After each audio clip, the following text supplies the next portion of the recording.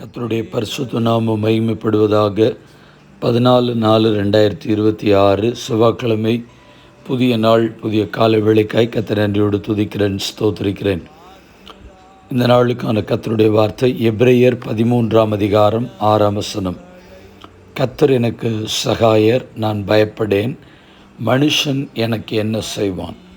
The Lord is my helper, and I will not fear what man shall do unto me.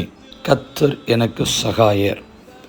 இந்த நாளுக்கான கர்த்தருடைய வார்த்தையை ஒரு சில நிமிடங்கள் தியானித்து நாம் இந்த நாளையும் நம்மையும் கர்த்தருடைய கரத்திலே நாம் ஒப்பு கொடுப்போம்.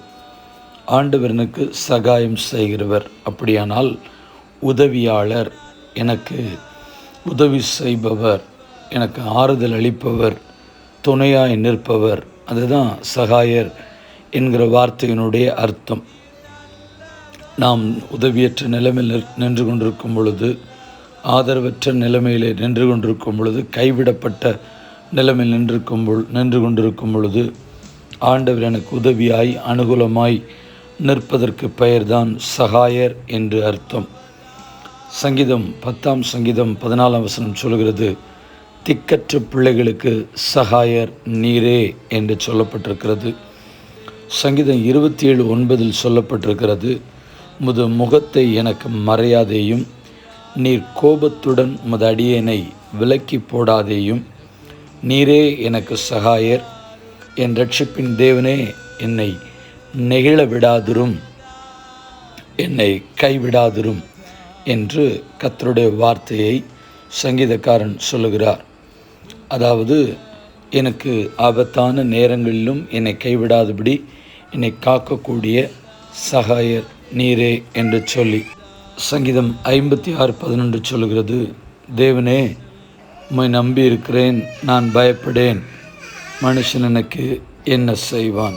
சங்கீதம் 54:4, இதோ தேவன் எனக்கு சகாயர், ஆண்டவர் என் ஆத்துமாவை ஆதரிக்கலோடு இருக்கிறார்.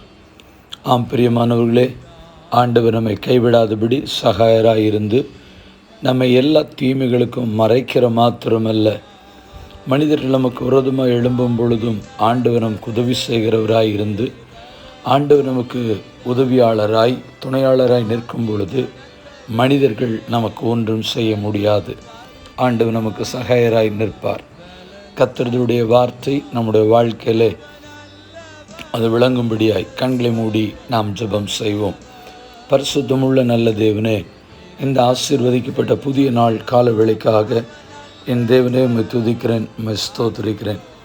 ஒவ்வொரு நாளும் கர்த்தர் கிருபையை இரக்கமாய் எங்களுடைய வாழ்க்கையை நடத்தி வருகிற விதங்களை எண்ணி பார்த்து உம்மை துதிக்கிறோம். நீர் எங்களுக்கு சகாயர், எங்களுக்கு உதவி செய்கிற உதவியாளர், துணையாளர், ஆறுதலாய் நிற்கிறவர்.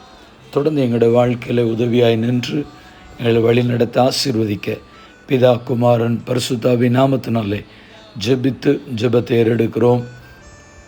எங்கள் பரிசுத்தமுள்ள நல்ல பிதாவே, ஆமேன். வாழ்த்துக்களுடன் ஜெபங்களுடன் pastor Jebadas. WhatsApp 934-5353-730. May Jesus bless you all, ஏமேன். நேற்று கேள்வியும் பதிலும்.